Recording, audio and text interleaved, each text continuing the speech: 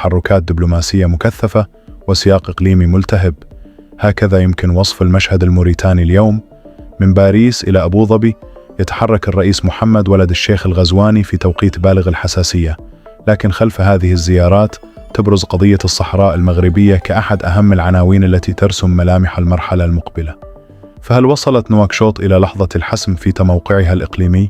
ميدانياً وسياسياً لم تعد المعادلة كما كانت قبل عقود. اليوم يشكل قرار مجلس الأمن رقم 2797 الصادر في أكتوبر 2025 نقطة تحول كبرى. هذا القرار لم يعزز فقط واقعية مقترح الحكم الذاتي تحت السيادة المغربية، بل وضع موريتانيا إلى جانب أطراف أخرى أمام مسؤولية مباشرة للمساهمة في الحل.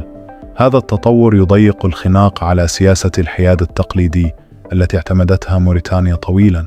فبينما يشهد الدور الجزائري تحديات متزايدة، نرى توسعاً ملحوظاً للحضور الدبلوماسي المغربي دولياً، مما يفرض على نواكشوط إعادة تقييم شاملة لأولوياتها الاستراتيجية.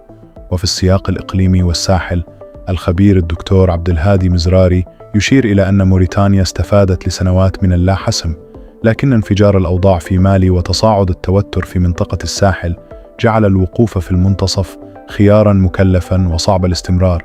نواكشوط اليوم مطالبة بتحصين استقرارها الداخلي وسط بيئة إقليمية تتغير فيها التحالفات بسرعة البرق، حيث لم يعد الملف مجرد نزاع حدودي، بل أصبح قضية أمن قومي وإعادة تموقع استراتيجي في القارة.